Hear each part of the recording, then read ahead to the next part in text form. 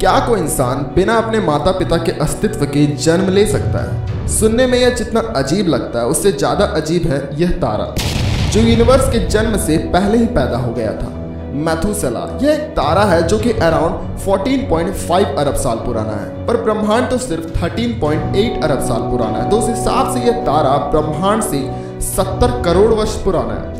मतलब एक इंसान अपने माता पिता से भी उम्र में बड़ा है, पर यह कैसे संभव हो सकता है? साइंटिस्ट लगभग 100 साल से इस तारे पर नजर रखे हुए हैं। यह तारा लिब्रा कॉन्स्टलेशन में 13 लाख किलोमीटर प्रति घंटा की स्पीड से मिल्की वे गैलेक्सी के सेंटर का चक्कर लगा रहा है और ये पृथ्वी से 190 प्रकाश वर्ष दूर है। पहले इस तारे की उम्र 16 अरब साल आंकी गई थी, पर समय समय के बाद टेक्नोलॉजी एडवांस होती गई और हमें धीरे धीरे एग्जैक्ट डेटा मिलने लगे और हबल टेलीस्कोप के डेटा का अध्ययन करने के बाद हमें यह पता चला कि यह तारा 14.5 अरब साल पुराना है। साइंटिस्ट एक तारे की उम्र पैरेलैक्स इफेक्ट से तय करते हैं। इसमें तारे की ब्राइटनेस से पता लगाया जाता है कि उस तारे में अब तक कौन कौन सी प्रक्रियाएं हो चुकी हैं और साइंटिस्ट जानते हैं कि एक तारे को अपने आज की अवस्था में आने के लिए कौन कौन सी प्रक्रियाओं से गुजरना पड़ा और हमें यह भी पता है कि एक प्रक्रिया को होने में कितना टाइम लगता है। जैसे कि सारी प्रक्रियाओं के समय को जोड़ दिया जाता है, उसे जोड़ने के बाद हमें जो आंसर मिलता है हम उसमें उस तारे से पृथ्वी की दूरी को उस आंसर में जोड़ देते हैं, फिर हमें मिलती है उस तारे की एग्जैक्ट उम्र।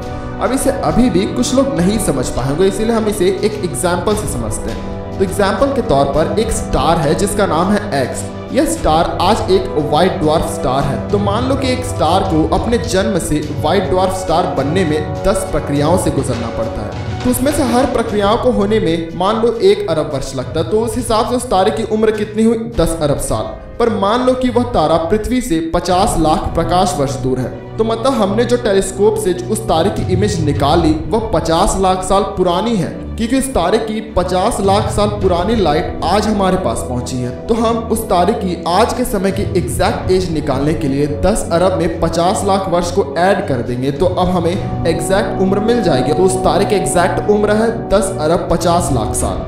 मैथुसेला स्टार एक रहस्यमय स्टार इसलिए भी है क्योंकि इस तारे में ऑक्सीजन और आयरन का रेशियो बहुत ही ज्यादा है और ब्रह्मांड के करोड़ों वर्ष के बाद भी ब्रह्मांड में उतनी शक्ति नहीं थी कि वह इतने ज्यादा ऑक्सीजन और आयरन के रेशियो वाला स्टार को जन्म दे पाए। तो फिर मैथुसेला में इतना रेशियो कहां से आया? इस कारण साइंटिस्ट कहते हैं कि मैथुसेला की उम्र 14.5 अरब वर्ष से कम है। 2014 में इस तारे की फिर से एडवांस टेक्नोलॉजी से स्टडी हुई थी और फिर इस तारे की एग्जैक्ट एज मापने की कोशिश हुई, पर इस बार उसकी उम्र 14 अरब वर्ष आंकी गई, पर फिर भी उसकी उम्र ब्रह्मांड की उम्र से अभी भी 20 करोड़ वर्ष ज्यादा थी। एक की यह हो सकता है कि हमने इस तारे की उम्र सही आंकी और ब्रह्मांड की उम्र गलत आंकी है, या फिर यह भी हो सकता है कि हमने ब्रह्मांड की उम्र सही आंकी है और इस तारे की उम्र गलत। हबल टेलीस्कोप के डेटा से यह पता चला था कि यह यूनिवर्स 67.74 किलोमीटर प्रति सेकंड की गति से एक्सपैंड कर रहा है और इसी डेटा से हमने यह पता लगाया था कि हमारा यूनिवर्स 13.8 अरब साल पुराना है। और कुछ और स्टडीज में यह पाया गया कि यूनिवर्स के एक्सपेंशन की गति 77 किलोमीटर पर सेकंड है और 77 किलोमीटर पर सेकंड के हिसाब से यूनिवर्स की एज 12.7 अरब वर्ष होगी। और साइंटिस्ट के अनुसार यह ब्रह्मांड बिग बैंग के टाइम लाइट की स्पीड से भी ज्यादा गति से एक्सपैंड कर रहा था, क्योंकि देखिए अगर ब्रह्मांड 13.8 अरब साल पुराना है तो उसे 13.8 लाइट ईयर के दायरे में ही फैला होना चाहिए था,